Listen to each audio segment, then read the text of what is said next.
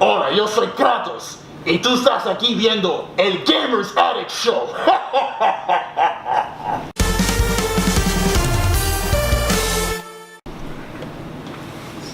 Hey guys, welcome to the Gamers Addict Show. I am your host, Player 1, the host with the most lives and unlimited continues. And we are here in our secret location known as the Gamers Attic. And here with me live on set is Captain Bogy. Alright, how you guys doing? Very happy to be here. For me, the 6th episode here of the Gamers Addict Show. Can't wait to see this one rock and roll. That's right. And here with me as a special guest, he came right through the warp zone, Megaman. Welcome back. Hey. Second time I'm sitting right next to Megaman. I can't believe this. I'm happy. Good to see you too, Bogy. Nice. Very robotic. Huh? Very robotic. Happy to be here. And here, playing some really cool music, is the one-man band. Alright, cool one-man band.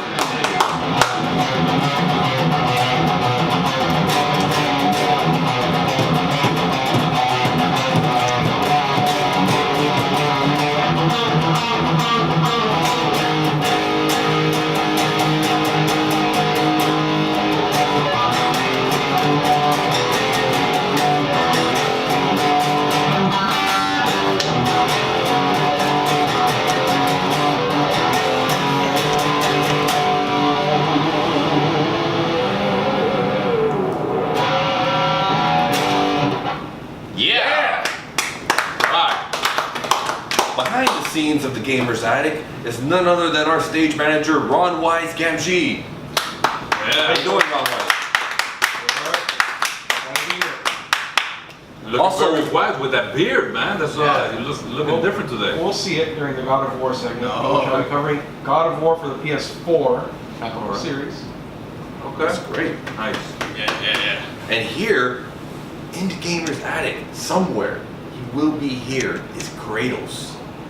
Ooh. Kratos. Yes. That Kratos. bald guy, all white, Bald, all muscle. big muscle. Muscles like you, Bogy. Axe. That's right. Yeah, I'll be off the stage. Yeah, he looks I scary. don't like access.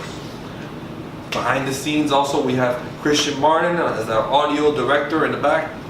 Yeah. Alright. Jerry the Wizard is here.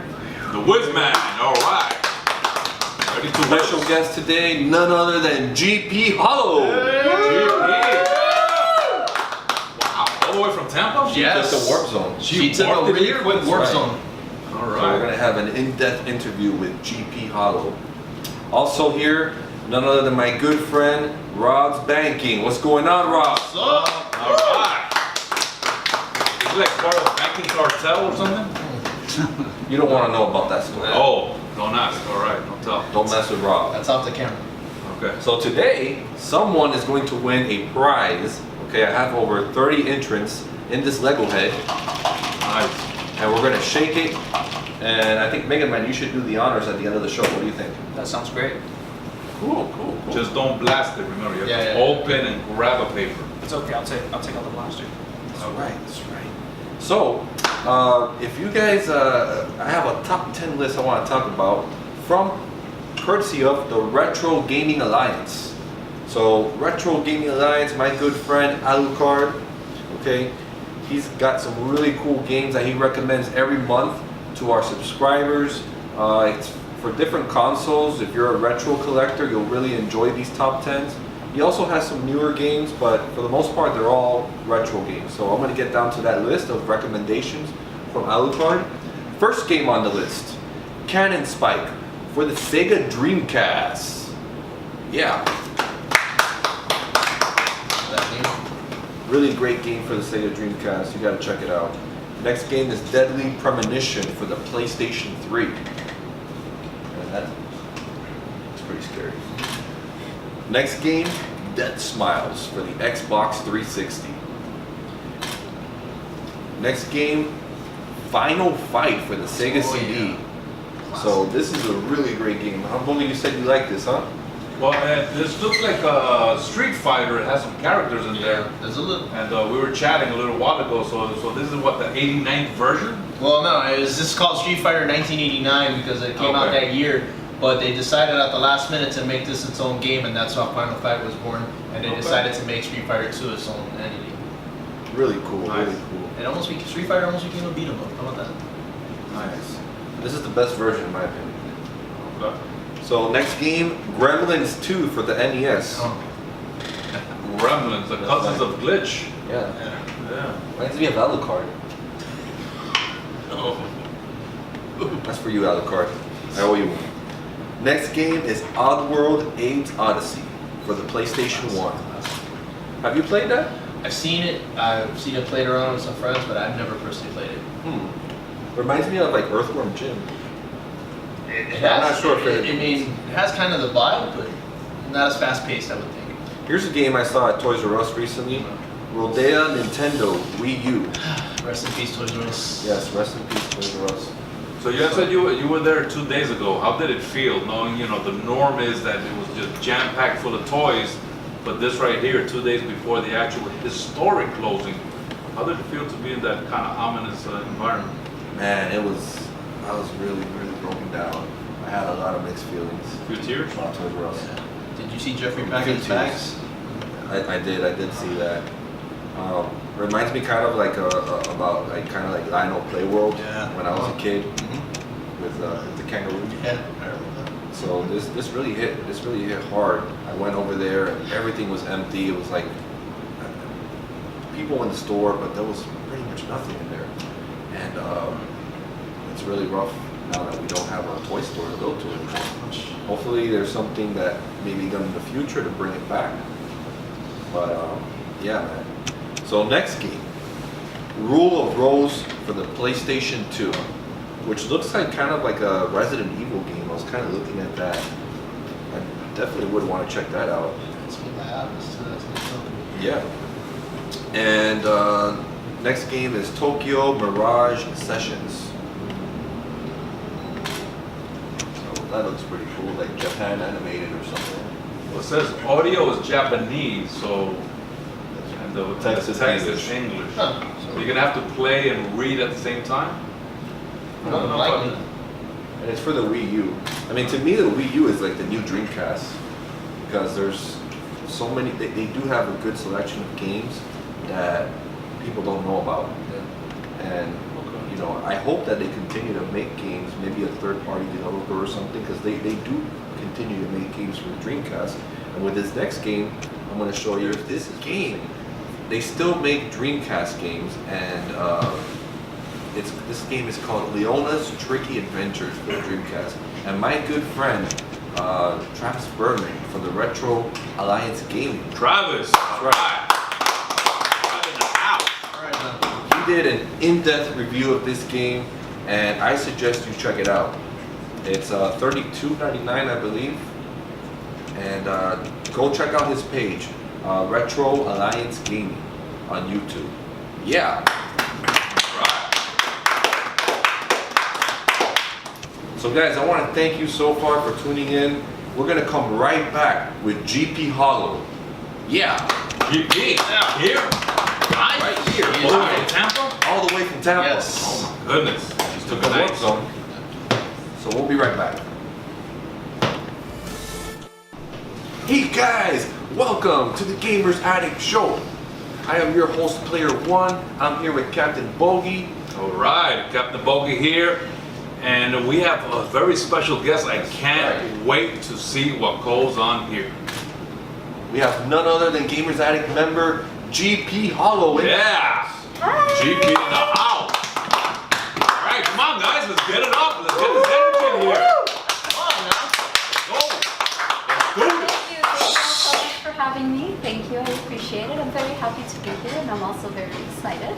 Despite all the glitch activity, I'm still very enthusiastic that everything will continue to go well from here on out. How was your travels here through the warp zone? Because not too many people actually live to tell about that trip. It was amazing. You know what? Through the warp zone, it was like clubbing. Oh, It was nice. so good. Clubbed all the way here. whole warp zone. Little DJ Tiesto type That's music. crazy. We don't want to talk about these Oh. things. Usually when I go to a warp zone, I'm tumbling. Actually, you grow hair usually when you go. So talk to us about your gaming experiences. How did you first start into getting into the video game world? What did it for you first? When I believe I first ever found out about video games was thanks to this little girl I used to be friends with, and she pretty much, I grew up with her, she was like my sister, and she was the one that got me hooked on my first set of video games.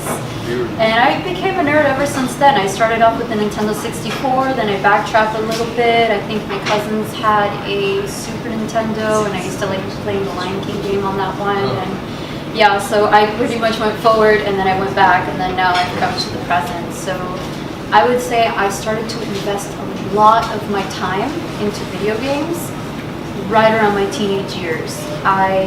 When I was in middle school in about 8th grade, I was put in homeschool, and I only had it for 1 day for 1 hour. So I had so much free time to dedicate to exploring worlds and playing video games, and I was able to cover so much ground, and I had such a good time going through tons and tons of games and consoles. And I believe my boyfriend at the time, he had encouraged me to get a PlayStation.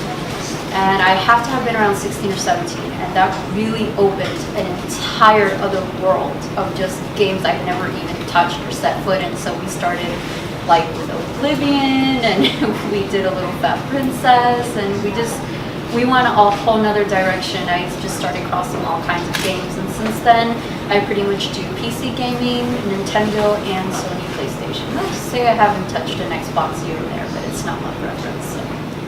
So I thought you were like a geek, not a nerd.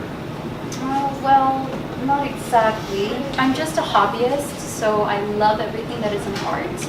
I love drawing. I've been drawing for as long as I can remember. I was at least a little girl. Just one of the first things that ever came to me was just drawing. And I still do it, and I still love it, and I just, everything that is art related is just a passion of mine. Cooking, sewing, reading, writing, drawing, video games, anything art. I just love so much because there's a passion. Now I hear that you're a big Star Ocean fan. Talk to us about that. Oh, yeah. Speaking of that, yesterday I was talking about Star Ocean. I meant to say Star Ocean Last Hope, Integrity and Faithlessness was the next one that came out. Well, wait a minute, that was you yesterday? That was yesterday. Was you yesterday? It might have been yesterday. Huge. Transformation. Yeah, the warp zone must have changed. Maybe I'm secretly a ditto. So yeah, Last Hope. That was actually my first Star Ocean game. It's my second favorite RPG. My first favorite RPG is Tales of Symphonia. That's a great game. Best RPG ever, I swear. It's my favorite one. I love it. So the Star Ocean series, I think it's really good. I still have to backtrack on it. For some reason, I always go forward and then I go back, and I gotta try out the older ones because I heard they are fantastic. But right now, I've only had Last Hope and Integrity and Faithlessness in. But I definitely, Last Hope comes up to my second favorite. There's just something about that space exploration and going out with those characters that I love so much. It's so good. It's so good. It's a great experience. Wow. Now talk to us about your experience, because you told me a little bit on the side that you did beta testing. So how does that work? Because I want to beta test. I want to get products. And you should. Okay. Really. You should take it up. Yes, really. All right. Really? Yes, darling. You should. So here's my thing with beta testing, and I have to say, between all of my time that I spent gaming, beta testing was something I really enjoyed so much. So aside from RPGs, which I'm clearly very into, I really enjoyed the MMORPGs because I like the characters and the constant changing content and the aesthetic appeal, and just I've been playing MMORPGs for a very long time. One of my personal favorite titles is a very old Last Chaos by Area Games, which I believe are sold now. I think Gamgee has Area Games. It's not what it used to be. I don't recommend anyone play that game anymore. It's done. But back in the day, it was a game that was definitely in its prime. And what brought me into beta testing was a lot changed with a lot of MMORPGs, the way that they were coming out and being presented. From back in the day when I used to play, I was in my teenage years when I would invest a lot of time in them. And to get to beta testing, how that happened was I had initially been playing MMORPGs, but I always wanted to do something new and different. I wanted to continue the exploration. I wanted to see more worlds, do more things. I wanted to learn more about the platform as a whole, other than just, I like this game, I'm gonna play it. So beta testing, typically what they do is they have packages, and different tiered packages come with different benefits. So I will be able to go and purchase a package, and it will allow me access into the game. And there's different stages. So we have like alpha or early alpha, and then we'll have like beta, beta 2, several betas until finally the game releases. And I know that not a lot of people, they don't like to invest money in a game, especially if it's not guaranteed that it will release after its beta stage, because it happens, where it just doesn't work out and they say thank you for playing the beta, we appreciate everyone that played, but this isn't going to work out, so sorry. So a lot of people don't want to put forth that money because they don't want to take that risk. Right. What happens is a lot of these games in the beta phases and the alpha phases and the early access and all of that is that the money that they do collect usually comes from high interest, and those funds, they then go back into the game so that we can push out the release and be clear of the bugs and potentially any future content. It all depends on how much it does make during those beta and alpha phases. So one of the things I liked to do was I would go into these beta phases, I would stream those beta phases for personally my friends and anyone else that would happen to join me at the time, and I would showcase these different games because it would help convince some people, well, this actually looks worth the investment, or maybe I'll just wait for open beta as opposed to closed beta, or the official release, or however it works. So that's how I was able to show people what the game was about. Okay. Now, can you tell us some of the names of some of these games that you played? Yes, I beta tested so many games, I don't even remember some of the names, but I did beta test in Philippines, in North America, in Europe, in China. Wow. Yeah, in Europe, if I didn't say Europe already, I'm not sure. But it's very different to beta test in all these different places. And especially for China, it's really hard to get into the beta testing in China because they require information like a zip code, or sometimes even like a social security or a phone number, some kind of proof of residency to China. So breaking into these beta tests were pretty much a challenge, and you had to download all kinds of other programs that were not even relevant to anything, special group chat programs that are like Chinese, and you just don't know anything that it says. I can do that with my car though. Hack right through Some of us are not as fortunate as the Mighty Player One. Well, you know. So for the beta tests, some of the titles, I want to say some of my absolute favorite titles. BDO was really, really good. I liked Echo of Soul. And one of my absolute top favorites is Revelations Online, which I did try that one in China. Wow. I love it, and I actually recommend anybody pick up either BDO or Revelations Online. A lot of other games I tried were good, but they were not quite there. And unfortunately, I missed out on trying out, I believe, Tree of Life. Did you ever try Rift? I did try Rift. And I enjoyed Rift, but it wasn't quite my thing. Okay. It wasn't quite my thing. But nonetheless, it has potential. It really does. It did. It definitely has potential. I don't know if it's still around, but... So some of the genres that I like, for me personally. So for anybody out there who maybe shares the same interest or anything like that, I love my RPGs. I love my MMORPGs. I like open world games. I usually tend to prefer single player games, but every now and again I do tend to prefer a little bit more odd games. For example, with indie games, one of my absolute top favorites is Don't Starve, and I absolutely recommend everybody play that because it's great. Don't Starve? Don't Starve. And you can do Don't Starve together so you can play with your friends. I usually do that. I go to a Chinese buffet and I don't starve. Yeah. Are you going to invite me? Yeah. Yes. Actually, a few days ago, we definitely did not starve. Definitely. And It did not. the food just kept coming out. Yeah. Great. And I think the last genre for me would be racers.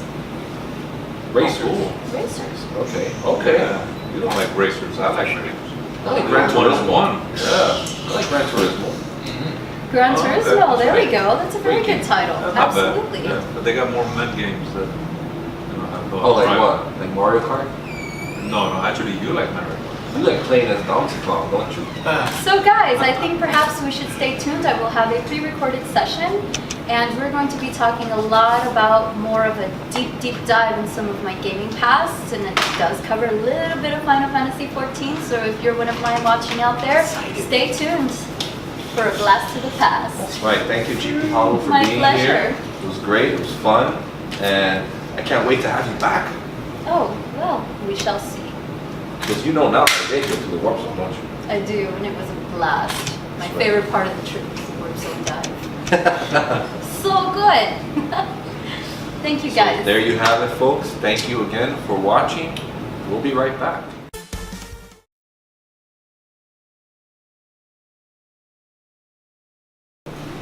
Hey guys, welcome to the Gamers Addict Show.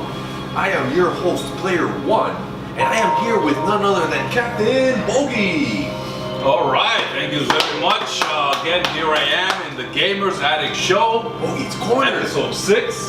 Bogy's Corner. So, ladies and gentlemen, children of all ages, and gaming fanatics, you're watching the Bogy's Corner.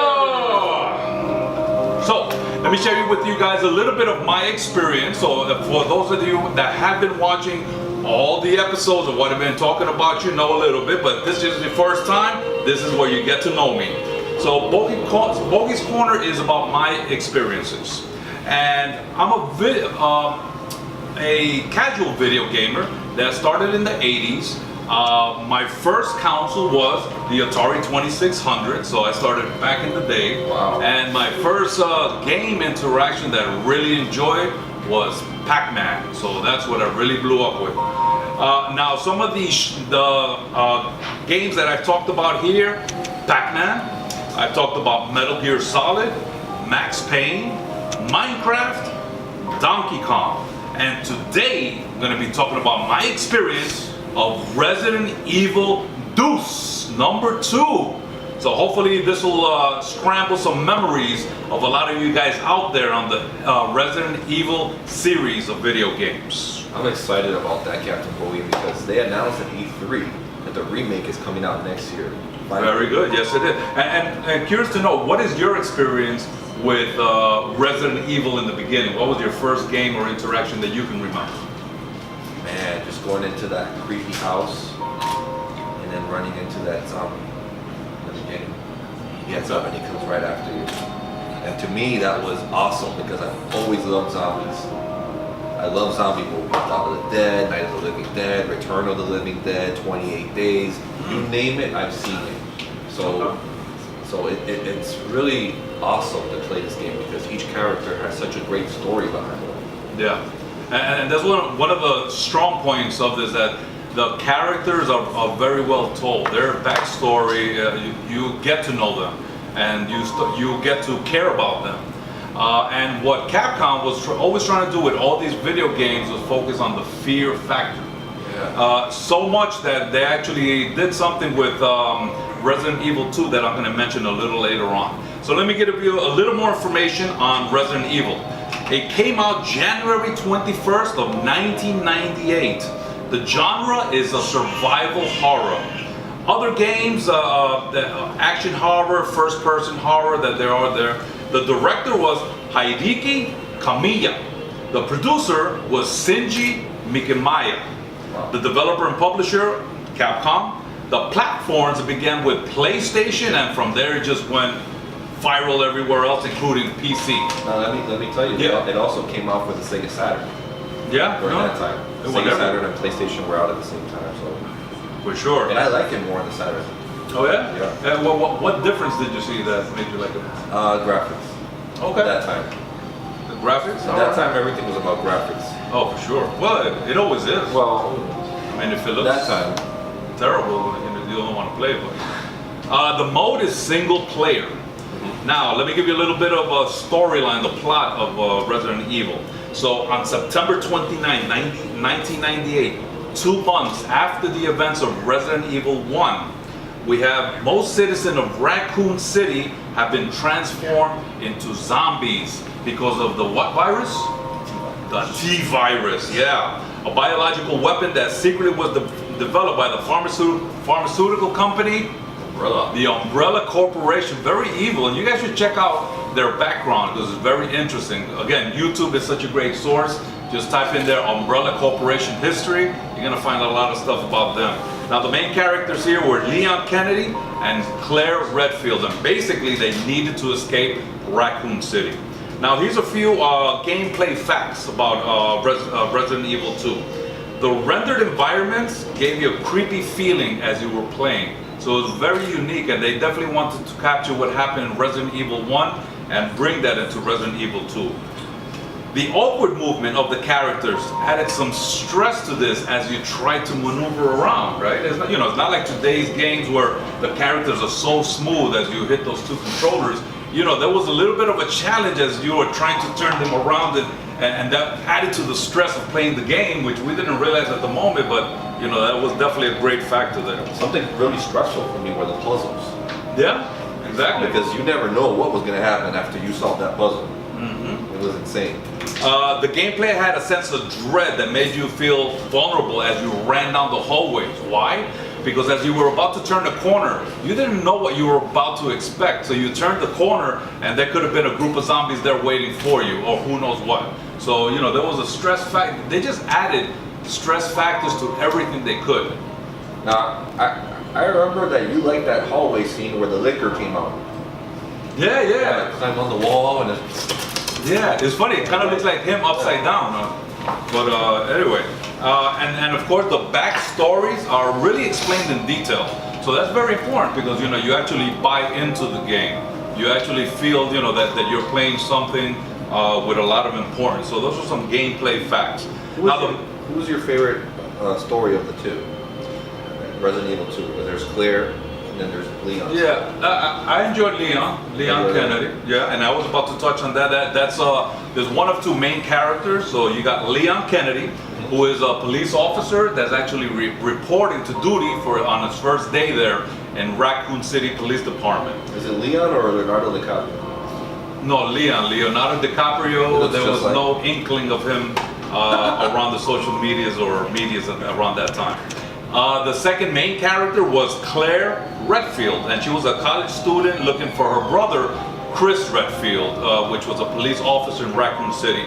And then a little later on in the story, we get our third character, Ada Wong, and she's a woman that claims she's looking for a boyfriend that's a researcher for Umbrella Corporation. So she comes into the scene, and there's quite a few things that you can do with her. And Leon.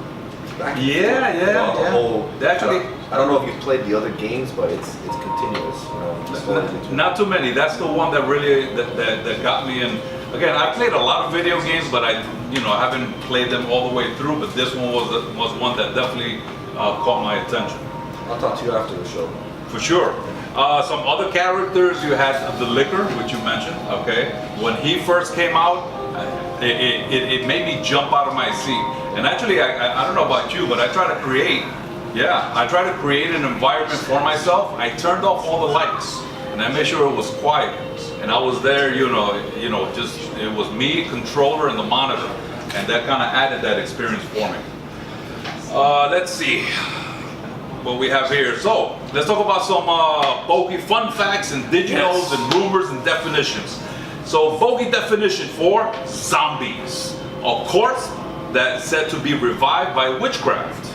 Another is a tall mixed drink consisting of several kinds of rum, liquors, and fruit juices. A zombie. You ever order one? It'll make you into a zombie once you finish drinking it. Okay. A third one was a beauty product of the Umbrella Corporation. Yeah, so watch out if you ever buy anything from them. Bogy fact: when Resident Evil 2 came out, it was the best-selling single-platform game for the franchise. It was huge. It was. Okay? Bogy fact: at the time, Resident Evil 2 was the fastest-selling video game, even breaking records, even set by Final Fantasy 7 and Super Mario 64. Wow. So, I mean, those were top dogs with the fastest selling video games. So you can see this one kicked some butt. Speaking of N64, Resident Evil 2 came out for N64 cartridge. Can you imagine? Huge game inside that cartridge with the FMVs. FMVs, okay. Full Now you're talking a little bit too. Full motion videos at that Nice. time on a cartridge. Okay. To me, that's the best Resident Evil 2 game of all over. And there, there is a challenge there with cartridge compared to putting it on the CD. Yeah. CD holds much more information, so pretty sure it was a challenge for them to put it on there. Yeah, I had an N64 expansion pack, so that helped. Okay. Bogy fact. Originally, Resident Evil 2 was almost 80% complete, and then it was scrapped and restarted. That's right. So it is now really known as Resident Evil 1.5. And we'll chat a little bit more about that later on. Bogy fact. Hey guys, good things coming too.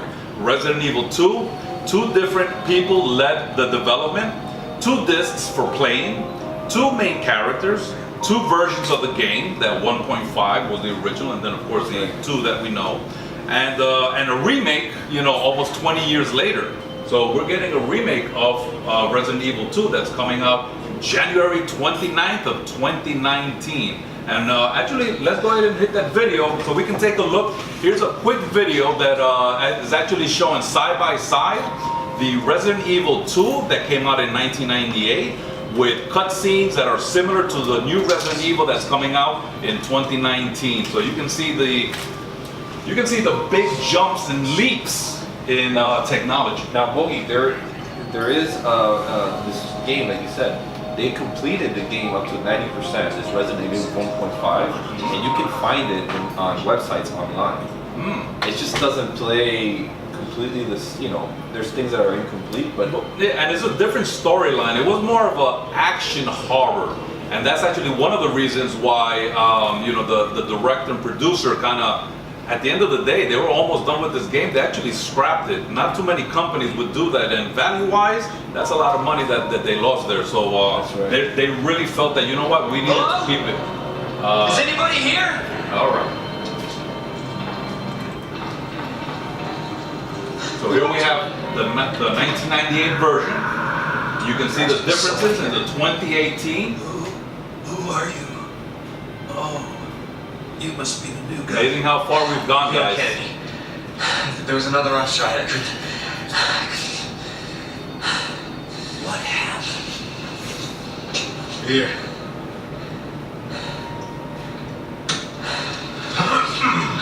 Hang in there. Don't worry about me. Just rescue the survivors in the other rooms. And this goes to show how amazing the original game was, because they got remade. How many video games do you know get remade 10, 20 years later? Not too many.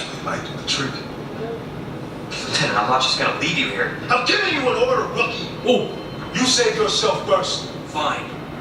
But I'm coming back for you. Just hold on.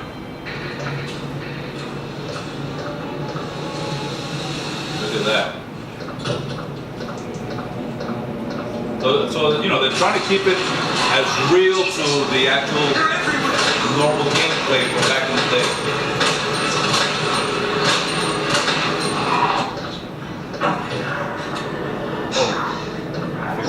Wow. I'll tell you this again. I'm a casual video gamer, but when this comes out, I think I am gonna pick it up so I can revive some of those memories. But it's gonna be times 10 with the technology that we have today and how amazing that one looks. Bogy fact: Elsa Walker was a college student in the original version of Resident Evil 2. So actually, the 1.5, she was the female character in that one, Elsa Walker. But of course, since that storyline and everything got scratched, then we got Claire Redfield. Wow, I'm getting the countdown. I can't believe that I'm talking so much on this. All right, let's go to some Bogy Battle bragging bonus trivia. Are you guys ready out there? Woo! Let's do this. So Resident Evil is known in Japan by another name. What name? Let's go. Biohazard. Very good. So what is the difference between the T virus and the G virus? Anyone? Yeah, there's some differences. Not just the letters. Huh? Okay, the T virus turns victims into mindless zombies. The G virus has the potential to create the ultimate bioorganic weapon. So those ugly creatures with a big eye here and a lump here, that's what they turn them into. So yeah. Where in the USA is Raccoon City located? Anybody know? Pennsylvania? Excellent, very good. And actually that's referred to according to the novels that were written, and it was Raccoon City was placed in Pennsylvania. Good job. Which director almost made the Resident Evil franchise movies that we know of now? And he's a very famous zombie movie maker. George Romero? Yes, George Romero, very good. So he's known as the king of zombie horror. He made The Night of the Living Dead back in 1968, and he's credited with creating zombies. All right, guys, I guess that's my time. So this is your boy, Captain Bogy here, letting you guys know again, thank you very much for watching another episode of Bogy's Corner. And thanks again for this opportunity, man. Thank you, Captain Bogy, for that in-depth look into Resident Evil 2. Really enjoyed it. I can't wait till the next Bogy's Corner. Let's do it. So remember, you just watch Bogy's Corner. No set.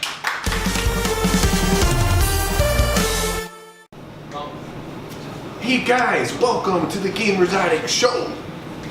Alright, yeah. I am your host, Player One. I'm here with Captain Bogy. Oh yes, very excited again with this episode here. We are getting some other awesome guests a little later on. But right now, I want to find out what's going on with my banking guy right here. He's back. Rob's banking. Oh yeah. How you doing? Let's go. Doing great. It's great to be back. And I'm so excited you're here because you wanted to talk to us about one of your favorite games, The Last of Us. Yep. Which is another game that we saw that there's going to be a sequel to coming soon. Nice. That's right. That's right, exclusive. I mean, it's only fitting we talk about The Last of Us. Bogy was talking about, you know, Resident Evil. It's like another zombie game. That's right. It's a little different though. What I could say, it's an amazing game. Story. Amazing story. Has like a lot of great cutscenes. It actually released for the PS3 in 2013, and the first week it was released, it sold 1.3 million copies. Wow. And it's actually the third best-selling PS3 game in units sold. A lot of money in the bank. To this day, it's sold more than 10 million copies. Wow. Yep. It's a great game. So yeah, they brought it out for the PS4 as well, and they did announce that the sequel was coming out. I'm not sure exactly when it's going to come out, but I know it's coming out soon. It's coming out soon, yeah. So the inspiration for this game, is comes from 28 Days and The Walking Dead. Right. So if you're into that, you're really gonna love this game. Absolutely. It's a little different than The Walking Dead in the sense that in The Walking Dead you have walkers. Here you have runners. Runners. You know, these guys actually run after you, and after a while that they've been infected with the virus, they actually mutate into what are called clickers. Mm-hmm. And these clickers, they can't see. They basically move by sound. You know, you make noise that they go after you. Those guys are pretty hard to kill. So it's basically post-apocalyptic United States. People are living in quarantine zones. They have curfew, so basically, you know, they're not allowed to like leave the city into these dangerous areas. People are infected. The main character is a guy named Joel. Joel. Yeah. He's actually like a smuggler. Like that's like his specialty, you know. And he's actually, you start off as Joel 20 years later after the. Man, that was so sad. Dude. It was very sad.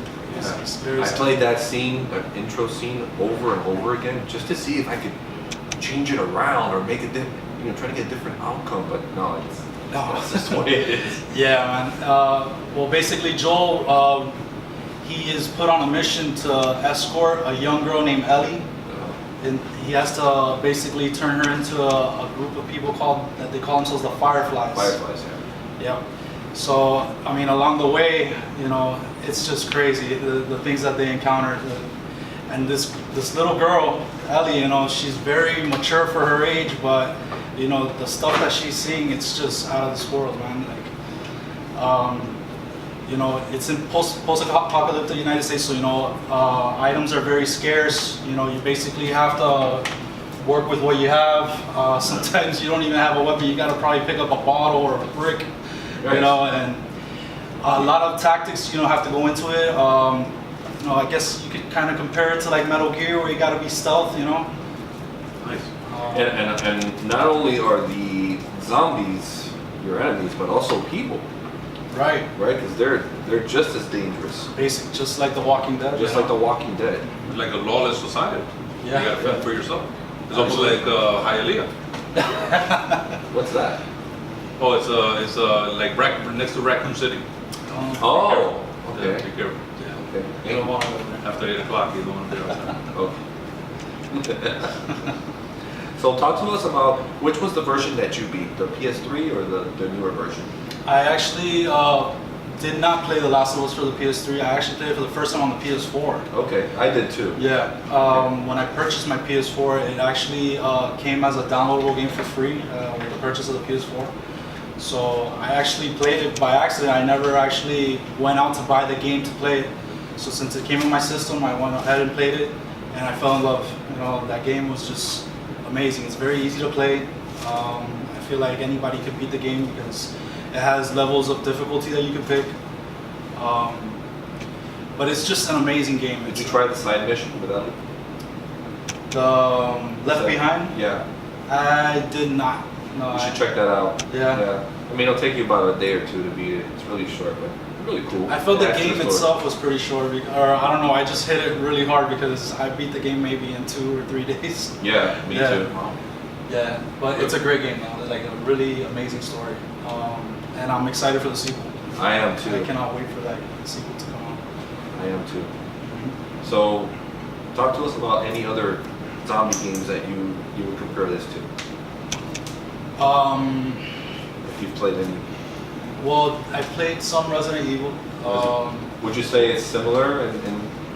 Not necessarily, because I would say The Last of Us is more kind of like an open world, Yeah. you know, to that sense. Well, it's not.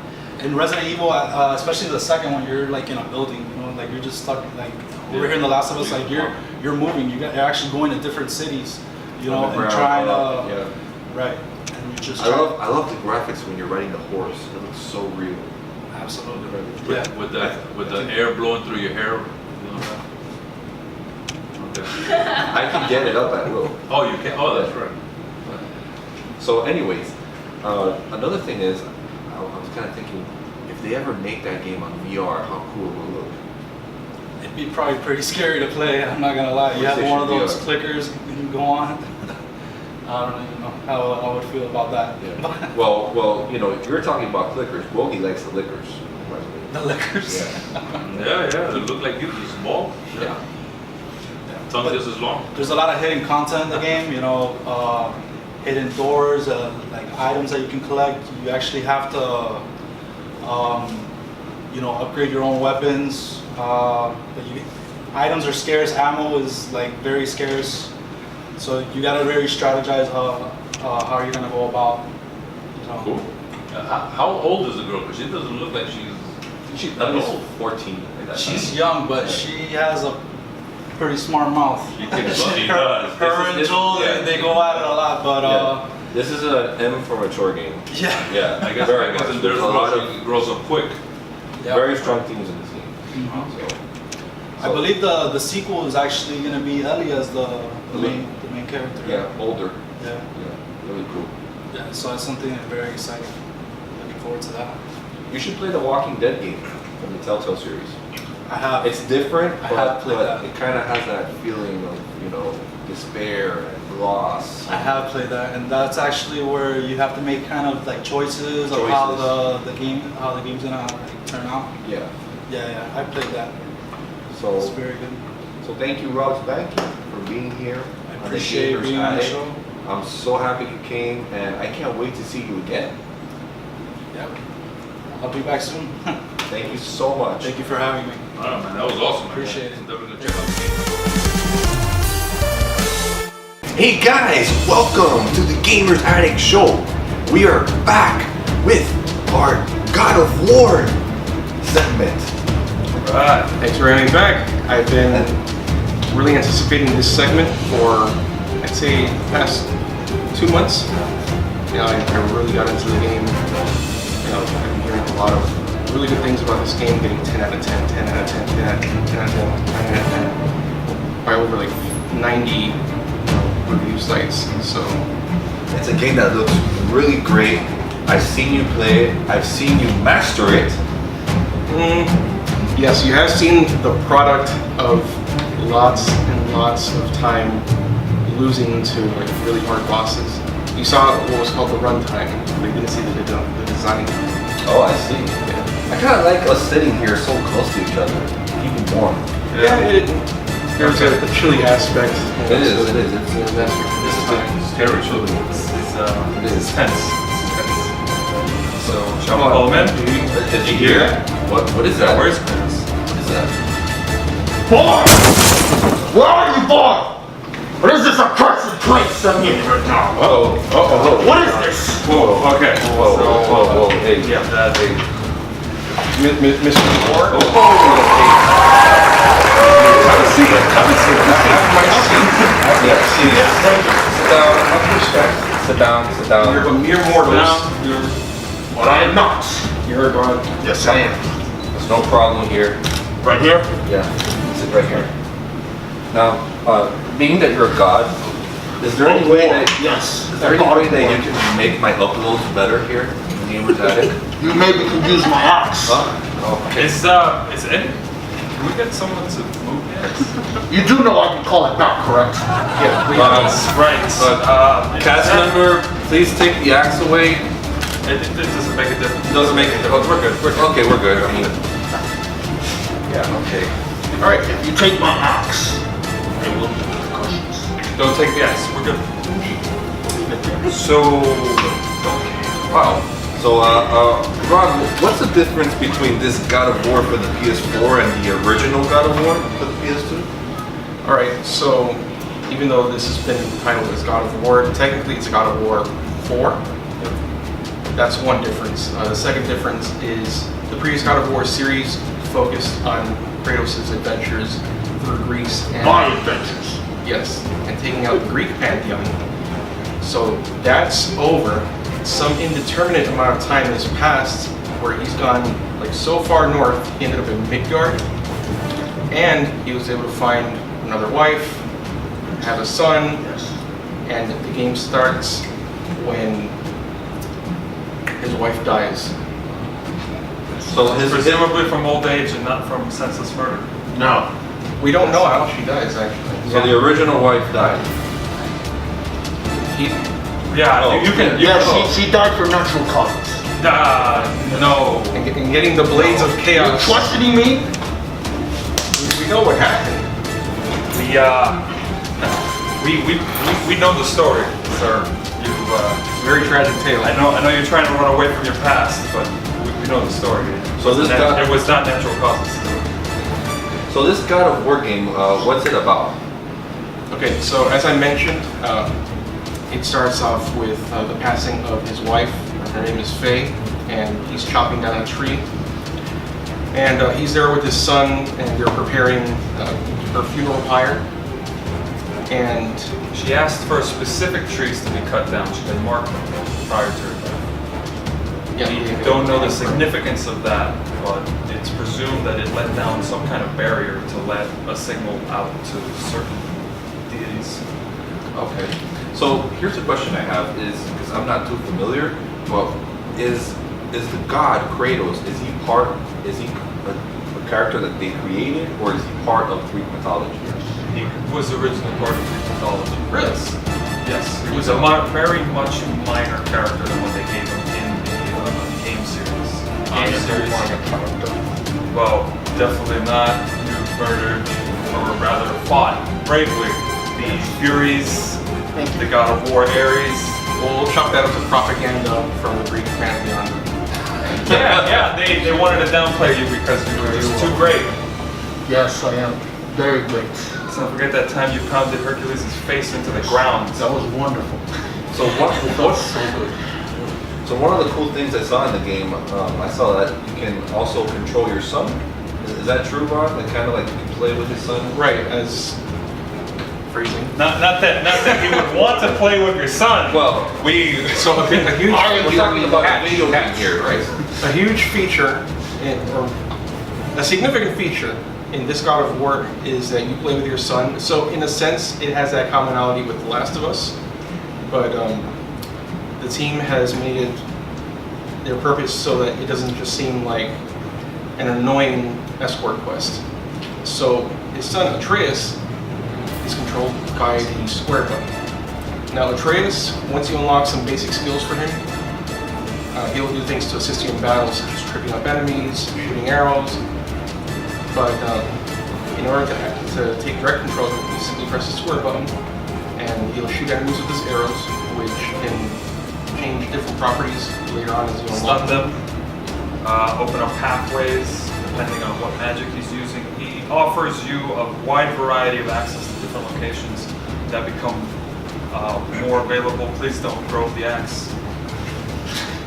You have a problem with my axe? No, See, the we thing see about- it, not at all. Because we've seen the power of this axe. Yeah, we've seen it take down some very vicious enemies. Yes, I just fought the mighty character outside before walking in here. Yeah, I was gonna comment on The color is. I was gonna comment on the dark blood. Is this Draugr blood? This is, I believe it's glitch blood. Oh, okay.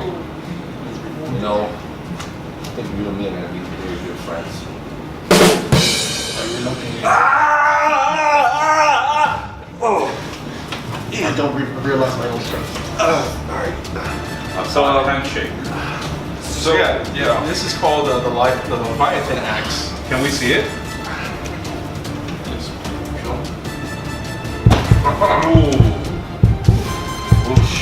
It's always a work in progress. Beautiful. Yeah, it looks like a lot of Glitch's blood has tarnished the axe. So Ronwise, what would you say? How long does it take to beat this game? Honestly, I didn't time myself as I played it. I would assume that if you were to just do the main story stuff, it would probably take maybe like 20 hours or so.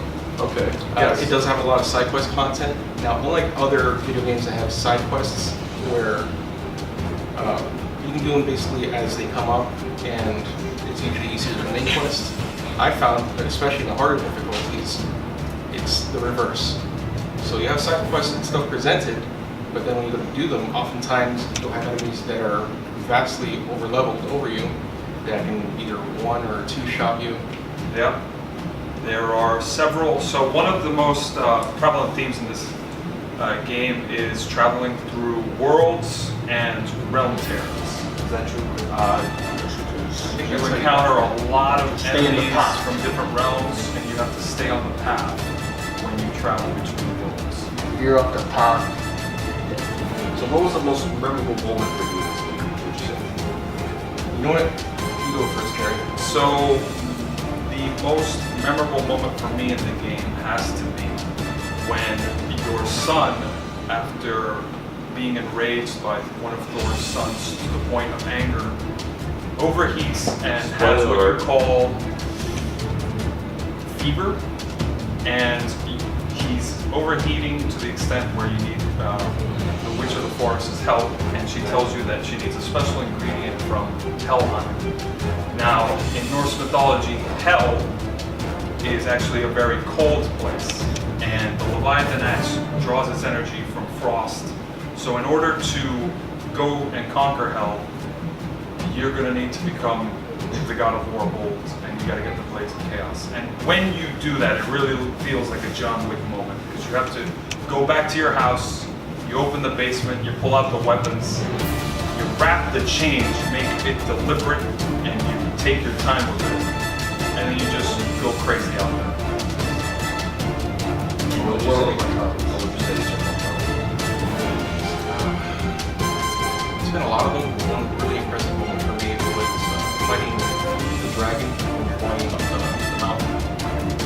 Don't mention dragons. I can't believe you freed three of them. One of them stole my family. Maybe. I will free 3 more. Yes. Jerry the Wizard has suffered a lot. At the hands So of for more, dragons. if he keeps on with that sleeping on. You're heartless. So That is why I'm the idea. god of war. You have to be in order to succeed. no, we've seen you strategize against that in that dragon fight. You had your son draw his attention with arrows, and you just use the environment around you to take him down. And you're like what we call on Earth Jackie Chan. You don't want to fight him in the warehouse, and you don't want to fight Kratos. Who is this Jackie Chan you speak of? Don't worry. Don't worry. It's It's really good movies. Yeah, please don't. I wonder who's more powerful, you or Megaman? Megaman's here. I think that maybe I'm not going to handle my axe. Is he here? Does he want to? Does he want to battle? No. Would you? Okay. Get back to this. Yes. Let's not do that. I think so. So what kind of gamer would you recommend this game to, Ronwise? Right, I think for people who enjoy action adventure RPGs, Open world, definitely. open world-ish. What I do like about this game is it's pretty darn focused. So you don't just get lost doing whatever. You can explore, and especially in like the League of the Nine, and that area develops as you continue going through the game, like water level lowering and making new areas accessible. But you're still focused. Also, due to the various difficulties, being either give me a story, give me a reasonable challenge, give me a challenge, or give me God of War. It's a game that anybody can pick up. You know, if you just want to go through the story and not have to worry about dying over and over and over against encounters, like me, then play Give Me a Story. However, on the more challenging difficulties, it's really gratifying. At least in like Dark Souls level. Until you encounter some boundaries that you spend several hours fighting. Or days. Yes, or days. It's also That's true. a small glimpse of the life of Kratos. And also the first portion of the game, I'd say the first couple hours, there is a difficulty spike, so to speak, because of how like low your life bar is. But once you go through that and you really learn the game mechanics, like how to block, how to parry, how to use your runic attacks, then like you plateau and you really start to dominate. Okay. Now, is there any DLC for this game? It kind of looks like it is, especially with the realm travel, but so far there isn't. There's room for it, I would think. Yes, I out of hope the I think there will be. out of the 9 realms, I Possibly. believe you have access to 5. So there are 4 realms that at the end of the game, with everything completed, you still have not visited. We don't know if that's going to be in areas that you travel to in upcoming games, or if that's going to be added into. Yet to Cool. be decided. Nice, nice. Now, would you say that this game is worth playing multiple times? Yes. It is. Every time. Especially since the highest difficulty level cannot be changed in-game. If you want to play Give Me God of War, then you have to start a new game. So I would recommend you do 2 playthroughs. At Let's least. see what. So Kratos, actually, seeing how you're so fond of the axe, do you prefer it over the Blades of Chaos? I prefer any weapon that does not do it. Okay. Also in that game, he's really good with his fists Fists, and yeah. his shield and combat. A lot of fisticuffs. I heard in the game you speak Spanish. See? I did Just like Kratos. my first playthrough in Spanish. So, It was amazing. actually, We I won. do have a question in regards to your son, who you Careful with the often questions call you ask. Boy. I was very intrigued when we found out there was actually going to be another name given to him until you overruled his mom in terms of what the naming would be. And I just have a question. What are the odds that we could have in one of the dubs or his son voiced by Tom Hiddleston? You know what? I think there's an opportunity for you to go back to the realm between realms and find your son. And we don't want to keep you from that because we don't want to suffer the consequences of you being raped off your journey. Yeah. You are worthy adversaries. Todo va a estar bien, hombre. Don't forget to take the axe. So, any last comments about God of War? I played Game of the Year material most definitely. He's not lying. That is 100% accurate. Play this game. Don't hit me with that axe. And You're the spirit for today. Thank you, thank you. Well, thank you, Ronwise, for this in-depth look into the God of War game for the PlayStation 4. Thank you, Player One, and thank you, Jared, for the assist. And thank you, Kratos, for sparing our lives. And it really is a pleasure to see you, man. Thank you. I will let you live for Kratos, maybe you can stick around for a little bit. Quizás sí. Oh, it's a date. We'll be right back, guys. Thank you for tuning in. And we'll be right back with the giveaway. I am the God of War. Sí. Aquí estoy. And the gamers out. Hey guys, welcome back to the Gamers Addict Show. I am your host, Player One, your host with the most lives and unlimited continues. And I'm here with Captain Bogy. Man, this is it, the giveaway. And not only that, but look at the characters that we have. Even Wonder Woman came to join us. Hey guys. Man, this is amazing. Yeah. How you doing, Wonder Woman? Fantastic. I'm so glad you're here. Thank you. I'm pretty glad to be here myself. And God of War decided to stay with us. ¿Cómo están? And my good buddy back here, Megaman, he's going to be here with us for this awesome drawing. I want to thank all the viewers for watching, so thank you for sticking around.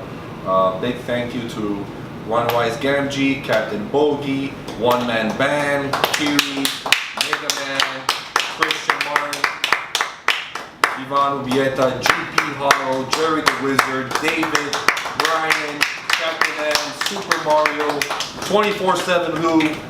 Thank you all. Thank you, Travis Berman, for supporting me, for always showing me around anything that I need, and Rob's banking. Rob's banking for being here today. So we're gonna do the drawing right now. Is that okay with you, Craig? Sí. Está bien. And if I missed anybody, you guys know that you're in my heart, okay? So I thank you too. So here we go.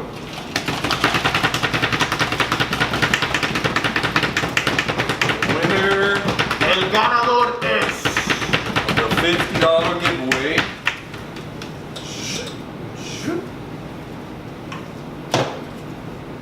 Okay. Here you go. Gatos. Let's do the honors there. Can you read that? Sí. But in English, please. The winner is Mighty Marvin Macias. Mighty Marvin Macias. Not Macias, the Macias. What luck is that? Mighty Marvin Macias has just won the Gamers Addict giveaway. So I'll be contacting you, Mighty Marvin, after the show. Really cool. Woohoo! So thank you again, guys, for viewing. I'll see you next time with a new character. Game over.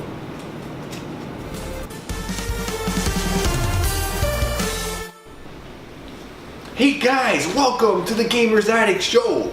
I am your host, Player One, and I am here with GP Hollow and the One Man Band. All right. So how are you, GP? I'm doing excellent, thank you. How about yourself? Very good. Awesome. Pleasure. Pleasure's mine. So what are you going to show us today? I'm really excited. Well, today over here on display I have one of my absolute favorite MMOs, and this is the one I actually beta tested in China. It was really hard. Everything was Chinese. There was no English patch. So I actually I'm going to go ahead and play some, and then we're going to just have a fun and free range discussion. Ooh, lovely. So I'm going to go ahead and start off by picking my favorite class here. And I want to say, excited. Yes. Now let me ask you something. When did this game come out? Because you said you beta tested it? I beta tested it, but this game probably came out a few years ago. I can't say off the top of my head, but it's been at least more than 2, perhaps 3. I tried it in China, and the thing with it is, I would have to say... You worked over there? I worked to China. So cool. I worked to China, and for me, one of the things that I... Gnarly. Gnarly. Yes, there's different options. I Love actually this like side. the guy. Wait, go back. Oh, go back. Would you look at that? What? Would you look at that? It's my friend Alucard. I was thinking the same thing. Travis, Oh my goodness! Travis, I needed you today. And there he is. Oh wow, look at the detail. And on the screen we have a Alucard, which is actually my favorite character in class, the occultist. Amazing. I can see why you guys hit it right off. Of course, and in his honor, I'm going to leave it just as is.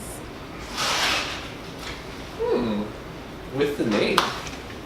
So Alucard is here joining us unexpectedly. Darn, I can add my name.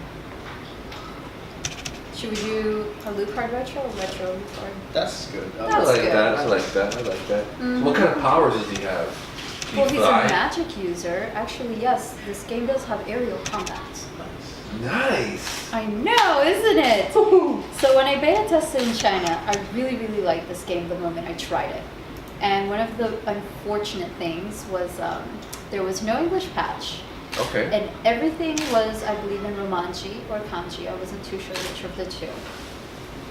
After I beta tested it and I loved it, I was really, really hopeful they would bring it to the West. Cool. But there was nothing to be found. In fact, not even for an English patch. And I would frequently check because I think there was one person that said, oh, it's coming to the West. But that one person was somebody who was just like you, somebody just like you. Well, no, and I there's can't- nobody like me it's or not like the something- one-man band. We're not from this universe. Correct. I mean something a little bit more human. I'm from Planet Funkotron. Planet There you Funkotron. go. Nice. Well, something a bit more human. I'm from the Netherworlds. No, And, we don't want anything from the Netherworld. But it was just a regular guy. It wasn't anything that I felt was solid enough.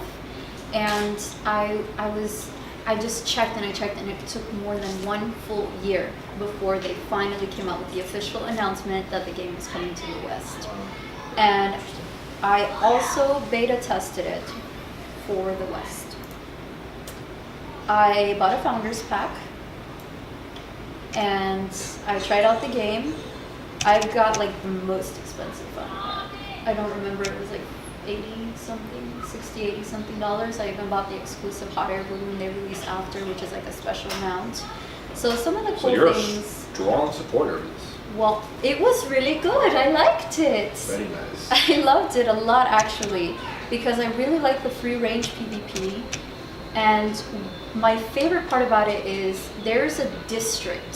So one of the big things is guilds, and it's just across all MMORPG platforms is guilds. Okay. So when you have your guild, you can go into like a war with all other guilds. And what happens is the superior guild then can claim a castle in a district. And the better the guild, the bigger the castle.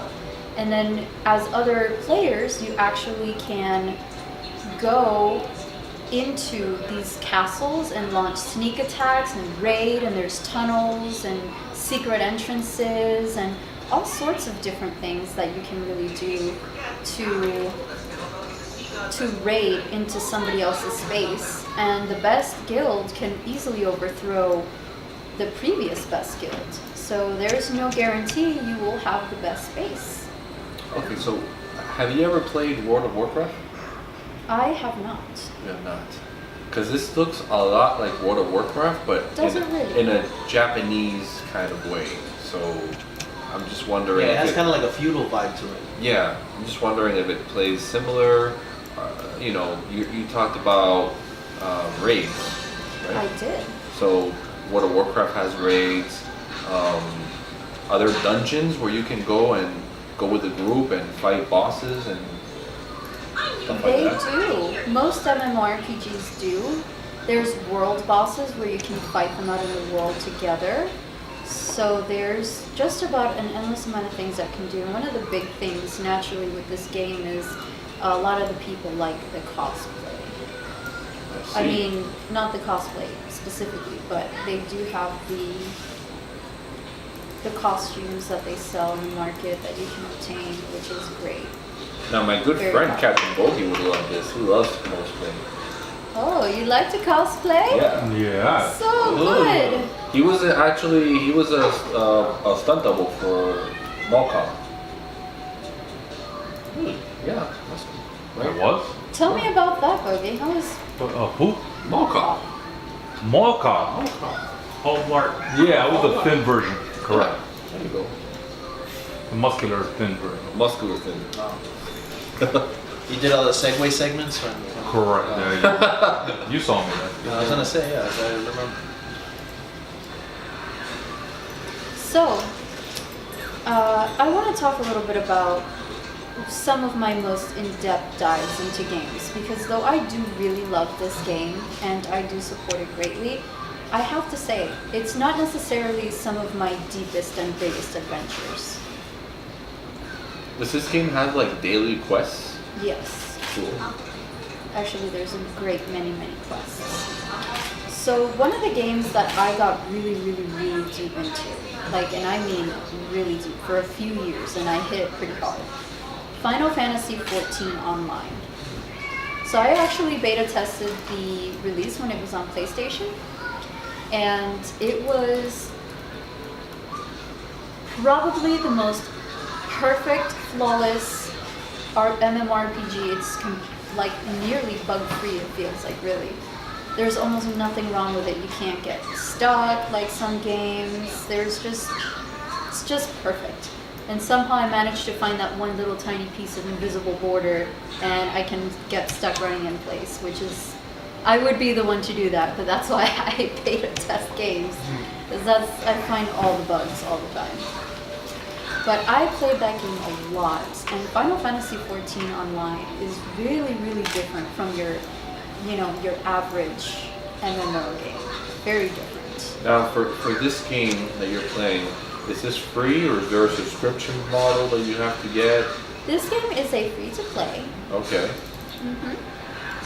Can you buy things to make things easier for oneself? Or? Well, you can buy things from the market, but nothing to get an edge over a player. So there's no pay-to-win aspect to it, which is really quite nice. So there's basically no microtransactions in that sense, as far as like getting a certain weapon, just when you gotta pay 99 cents kind of thing. Right. So I can get behind that. Yeah. I can't believe you're playing as my good buddy Alucard. We have to show respect to our good friends and He's supporters. kicking butt, man. Look at that. I know, he's so good. And his hair looks flawless. Yeah, seriously. This is Stunning. It always does. just like in real life. And look at him go. He's so strong. So smooth. Yeah. I Wait, know. I have an idea. I think Sure. he uses Zoom in. anti-Pro V. Yeah. Turn Alucard around. Zoom in on his face. Yeah, I need a picture so we can put it in the chat. Because he loves to zoom in on the pictures of people's faces. There you go. Do you think he has a butterfly small There bag? you go. I think he does. Like a tramp stamp. He looks There he so is. flawless, yeah. Looks flawless. Look at Trendsetter. him. Gorgeous. Lord. Gorgeous. So sweet. I think He's gonna love it. I think we found his next cosplay. Yeah. Hey Alucard. What's up, man? Thanks for the stuff you sent me. I really Aw. enjoyed it. You're my best friend. You're so cool. Thank you. Aww. Oh, I'll reply. All right. So in Final Fantasy, that game is really amazing. It's one of a kind, and I actually led a top 10 guild week after week after week for over a year. You led a top 10 guild? Yep. The name of that guild was Phoenix Rising, and I Did you create the guild? absolutely created the guild with good friends of mine. Wow. And I ran it for well over a year. Why didn't you invite player one? It would have stayed top 10, top everything No, for if like. player one joined, we would have been number one. Yeah. Yeah, of course. So where was my invite? Well, I had no idea that you were interested. I'm interested in all games. Everything. I'm going to take you beta testing with me. We are going to go beta testing together. I feel like that'd be a great opportunity to expand. But I gotta bring the one-man band with me. He keeps me on the move. And Captain Bogy. Captain Bogy, you can come along too. Sounds good. Jerry the Wizard, he's a magician. We might- We might, a good party could probably survive the Netherlands. We need magic. Ooh, we're flying here. Wow. Wow. I overshot my quest by mistake. Alucard does fly. He is half human, half vampire. With that hair, you have to be able. Oh, he leveled up! Alucard! This is gonna be great. Oh my god. But you're gonna have a lot of editing to do. You're gonna have to cut that, but still. So yeah, I ran a top 10 guild for over a year, and I actually would go raiding with some of the best in our server as well, which is really excellent because I'd say some of my best streaming days probably came from Final Fantasy.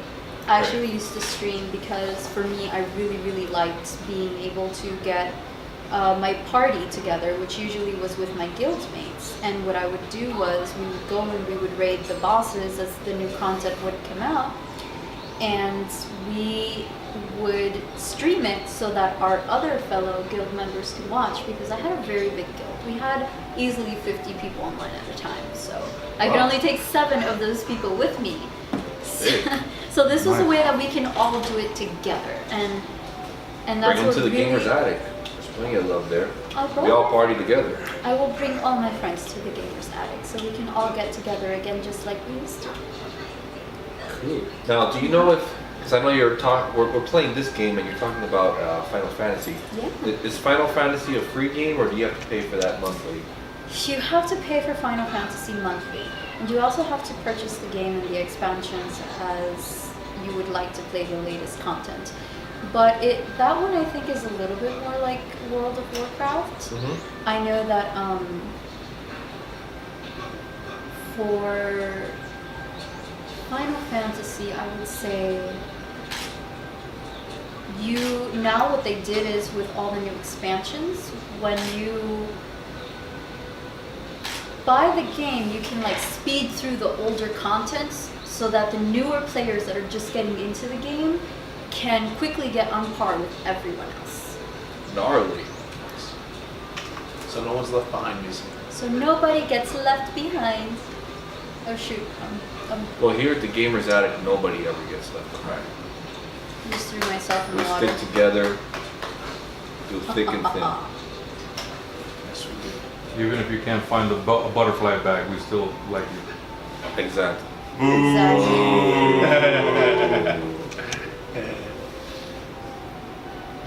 I fell. So graceful in the water. I know. Alucard is so good. Look at Yeah, that. he's doing pirouettes out of the water. Now, this was a really great experience just watching all this. Makes me want to play an MMO. I haven't played an MMO in a long time. The last one I played was World of Warcraft and Rift. Wow. So I gotta get back into it. Rift was a good one. Now, this Final Fantasy game is on the console as well, right? Oh yes, very important. PlayStation, Xbox, PC as well. PC as well. PC as well, and then a lot of people actually prefer the PC. I personally used to really enjoy playing on PlayStation, but I did play on PC as well. Now I heard that at E3 they announced that World of Warcraft will be coming to the Sony PlayStation 4. Yeah. Will it really? Yes. And I suppose maybe I'll try it out for the very first time. Yeah. Okay, so there you have it, guys. I'm glad you enjoyed this little special segment here with GP Hollow and the one-man band. I am your host, Player One, and I'm saying game over.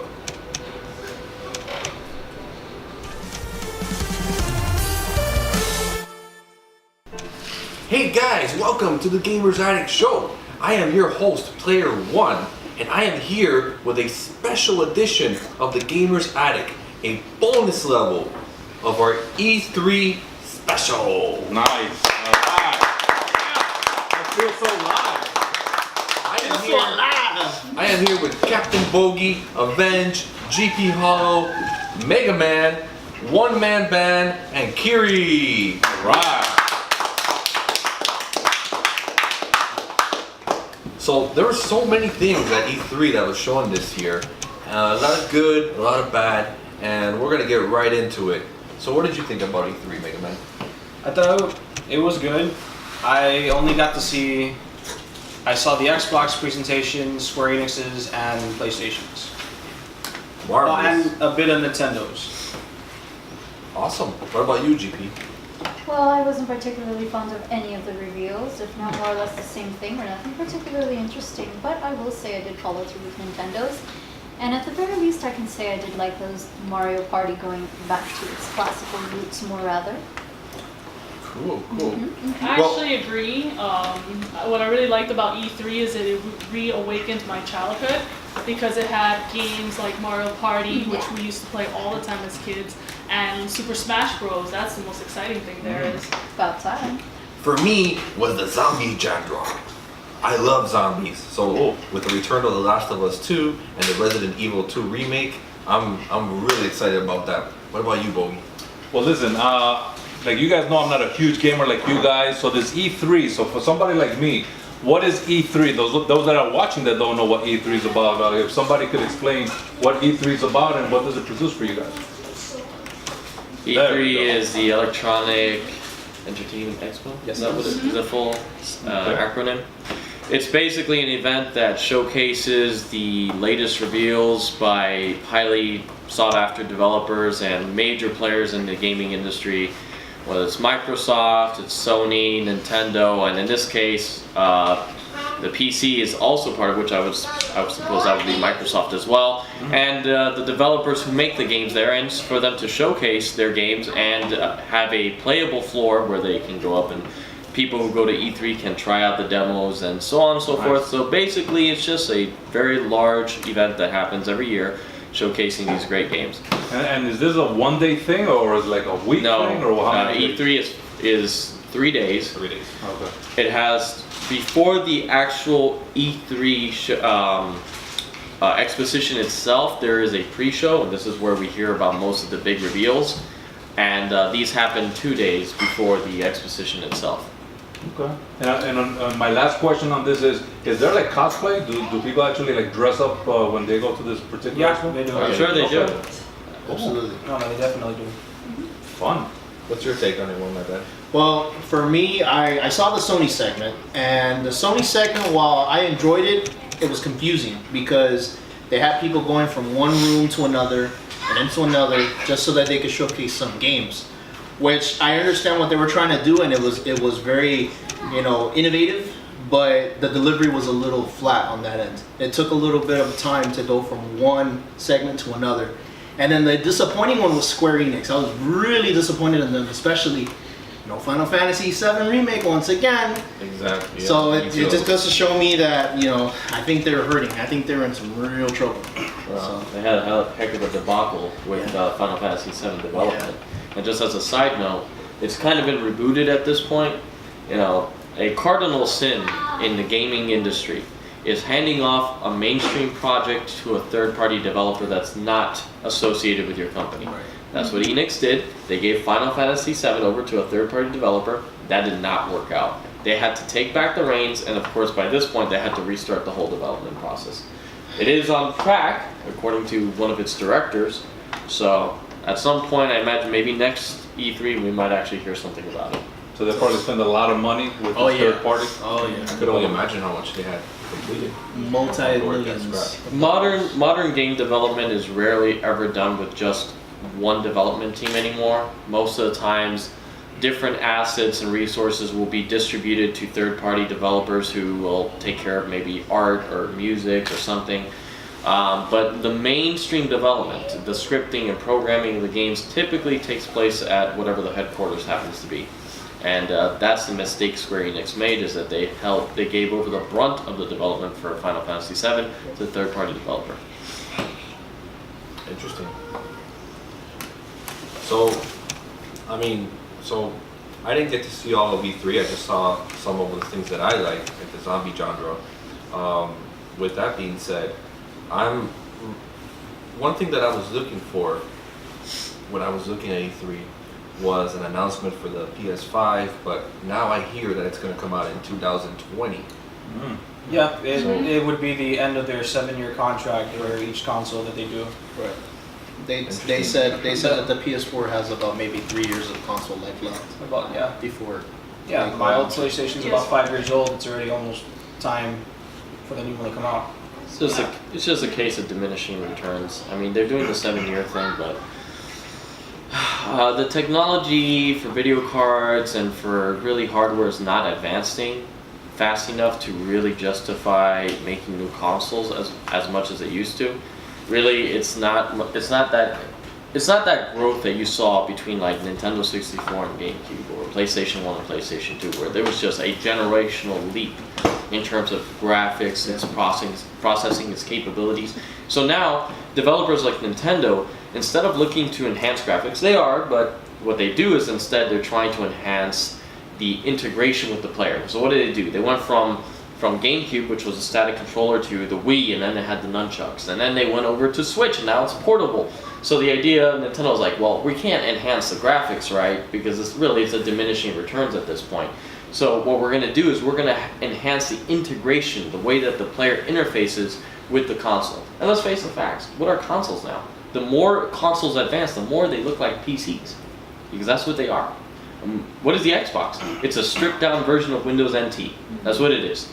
So consoles, as they keep going forward, just the blinds between them and a typical workstation just keeps blurring and blurring and blurring.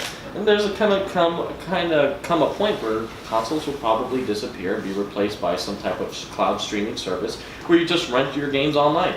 They already exist. They're already discussing doing that, which I think is kind of interesting. Does anybody remember the Steam Machine? Yeah. Which was basically that very same idea that was supposed to put consoles out of the market, and they completely and entirely flopped. So it looks like now, perhaps they're retaking that same approach from our bigger gaming companies. It's the future, because ultimately the idea is games are not as they used to be. And I know we're departing from the topic of E3, but it does pertain to it to some degree. Games are no longer thought as a self-contained product. Back in the day, 10 years ago, 15 years ago, when I first started gaming, I remember that when I went to Best Buy as a kid, super eager, and I would buy these shareware pack of games. There would be 100 games, right? Games were self-contained. They were complete, feature complete. Yes. You didn't expect anything more. What you bought is what you got. Right. Mm-hmm. There was no updates, no patches, no DLC, no expansions. Later on, they came out with expansion packs and all that, but mostly games were feature complete. So that's different nowadays. Now games are thought as continual service improvement. So the idea of a game is, I buy a game, I'm buying a service. Because this game is not just going to stay this way. It's going to be updated, they're going to add content, there's going to be DLCs, microtransactions. So games are not as they used to be. They are thought to be something that developers have to release and then continually improve as time goes on. So what's the best development model for that?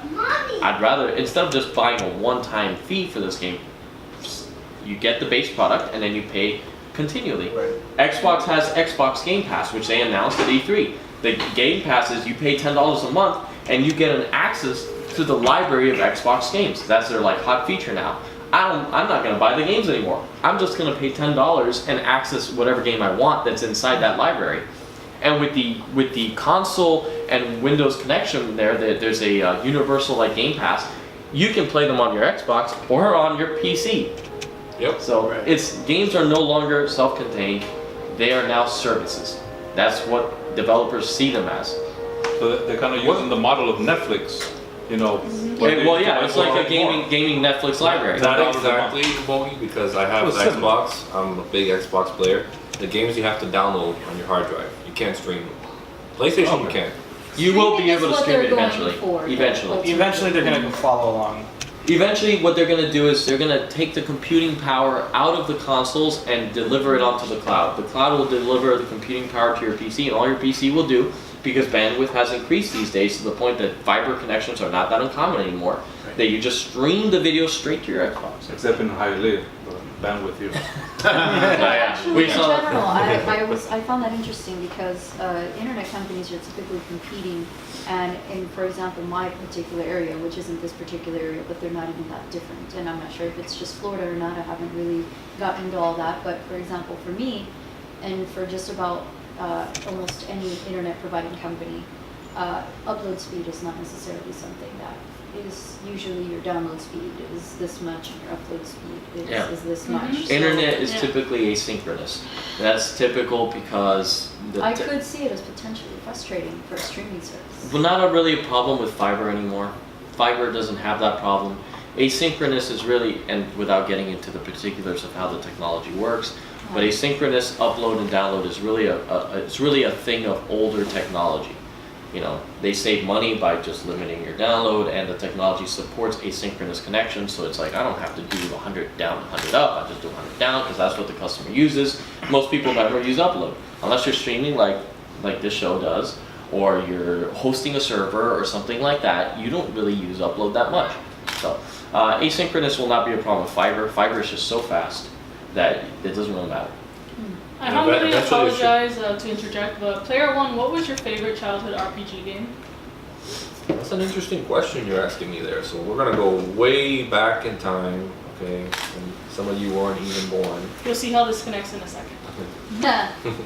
So my favorite RPG when I was a child, maybe you're not sure. What are you thinking? I'm thinking Chrono Trigger, but I'm wrong. But I was a little older already. Okay, So I'm going way back. This was before you were born. Okay. Okay. I'm gonna say it's Dragon Warrior. Okay. For the Nintendo. Alright. I was 30 years old. Dragon Warrior was a really great game. It got me right into RPGs. It was very basic. Fight, run, magic. You had to save a princess and fight the evil dragon.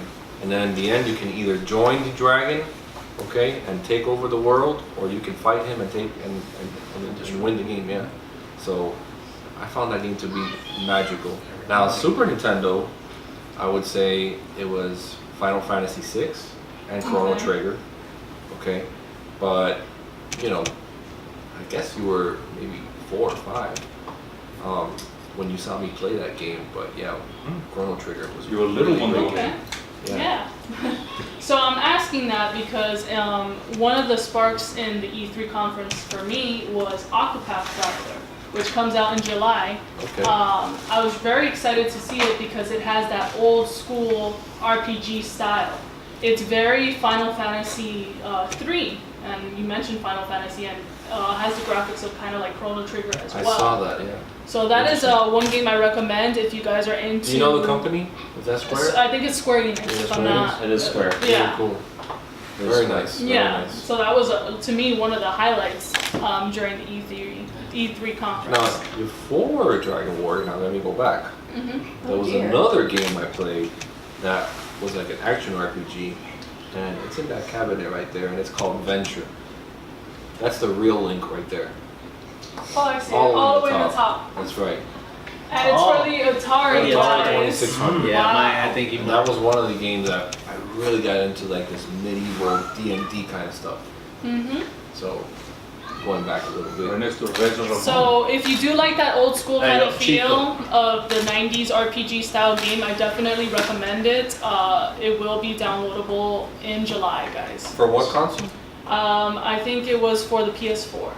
PS4. Was it PS4? No, I think Or Nintendo Switch. Oh, Nintendo good. Switch. There you go.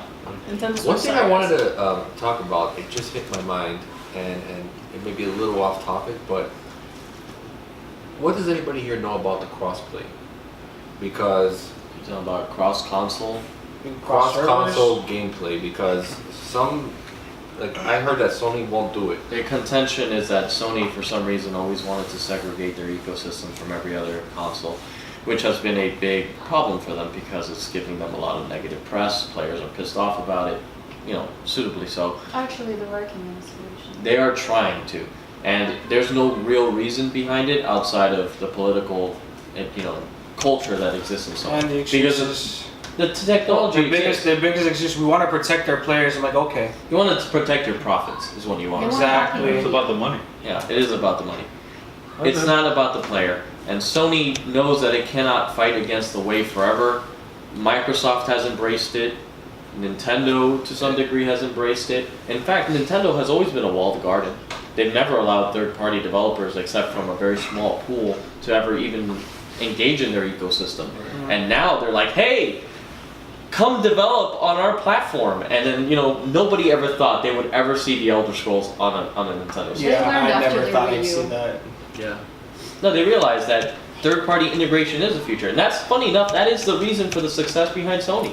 Sony embraced third-party developers. Now, from my understanding is, and I don't know the name, but I'm 99% sure, Sony has a small company that makes games for the Nintendo.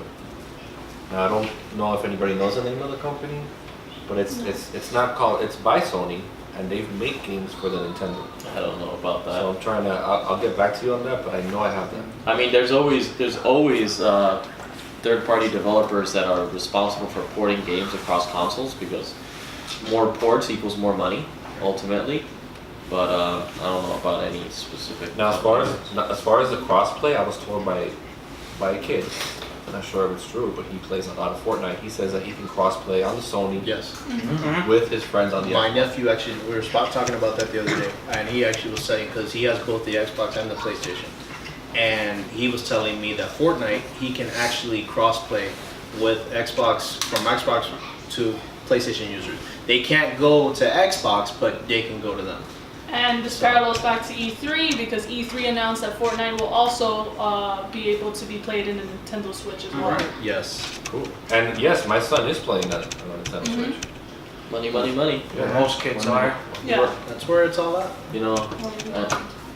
So guys, thank you so much for tuning in into this special on the E3. All right. I am your host, Player 1, Captain Bogy, GP, Megaman, One Man Band, Kiri, and Avenged, and Jerry the Wizard behind the scenes saying game over. Bye.